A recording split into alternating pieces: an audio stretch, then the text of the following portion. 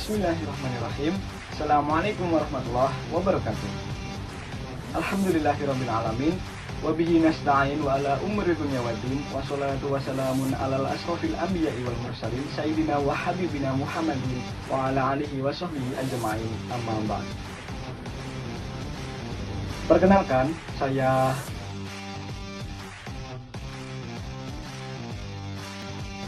di sini ingin mempresentasikan tugas makalah saya yang diampu oleh beliau Bapak Nur Hidayah Al-Amin. Dengan judul makalah Sejarah Perkembangan Awal Ilmu Fikih, Perbedaan Ilmu Fikih dan Usul Fikih. Langsung saja simak penjelasannya.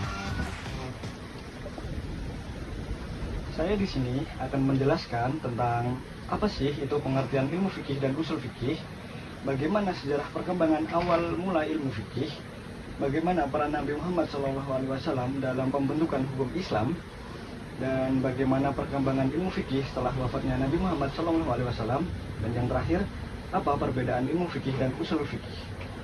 Oke, saya di sini akan membahas yang pertama, pengertian ilmu fikih dan usul fikih.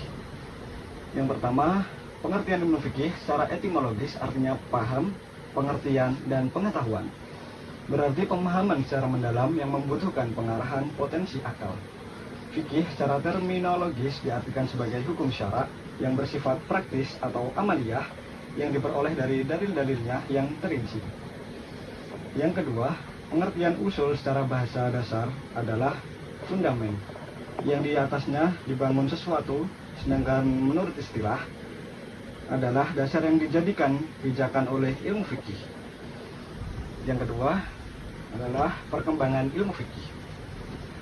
Ilmu fikih mengalami perkembangan zaman sebagai berikut. Periode Nabi Muhammad SAW 610 hingga 632 Masehi. Pada masa ini, sumber utama hukum Islam adalah Al-Quran dan Hadis. Nabi Muhammad SAW sebagai Rasulullah sekaligus memimpin umat Islam menjadi rujukan utama dalam setiap persoalan hukum. Beberapa karakteristik fikih pada masa ini meliputi hukum-hukum ditetapkan langsung oleh Allah Subhanahu wa taala melalui wahyu kepada Nabi Muhammad SAW. Nabi memberikan keputusan hukum berdasarkan wahyu dan ijtihadnya, dan tidak ada kodifikasi hukum yang tertulis secara sistematis. Yang kedua, periode Khulafaur Rasyidin 632 hingga 661 Masehi. Setelah wafatnya Nabi Muhammad SAW, para sahabat berperan dalam merapikan hukum Islam dengan tetap berpegang pada Al-Quran dan Sunnah. Pada masa ini, ijtihad menjadi metode yang digunakan, diantaranya yang pertama, ijtima, atau kesepakatan para sahabat dalam menentukan hukum. Saya akan menjelaskan sebagai contoh ijtima, yaitu ijtima dapat terjadi ketika para sahabat Nabi Muhammad SAW sepakat tentang suatu isu hukum, seperti praktik ibadah tertentu atau keputusan dalam masalah sosial. Kesepakatan ini menjadi rujukan bagi generasi selanjutnya. Yang kedua, kias atau analogi terhadap kasus-kasus baru yang belum ada hukumnya secara eksplisit dalam Al-Quran dan Hadis. Sebagai contoh klasik dari kias adalah hukum khomer atau minuman keras yang diharamkan berdasarkan ayat Al-Quran. Dari situ, para ulama melalui kias untuk mengharamkan semua jenis minuman yang memabukkan seperti minuman beralkohol dan minuman lainnya. Yang ketiga, maslahah mursalah untuk menetapkan hukum berdasarkan kemaslahatan umum.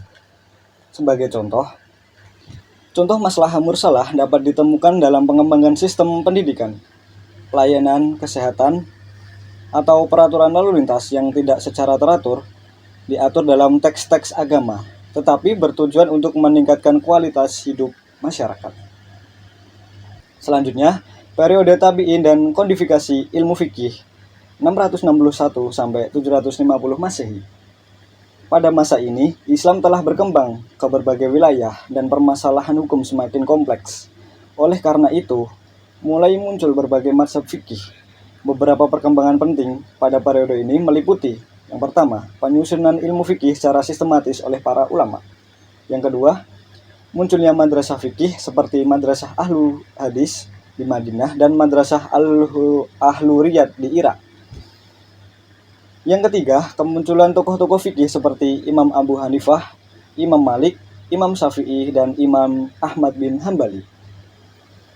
Selanjutnya, periode Imam Mazhab 750 sampai 855 Masehi. Pada periode ini, ilmu fikih berkembang pesat dengan munculnya 4 mazhab dalam Islam. Di antaranya, Imam Abu Hanifah 699 sampai 767 Masehi, pendiri mazhab Hanafi yang lebih mengedepankan ra'yu atau pemikiran logis dalam penetapan hukum Islam. Sekian presentasi dari saya. Wassalamualaikum warahmatullahi wabarakatuh.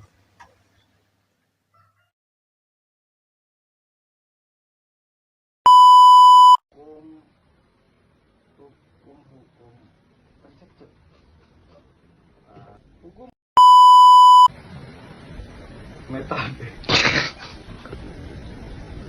metode yang digunakan diantaranya yang pertama ijtima atau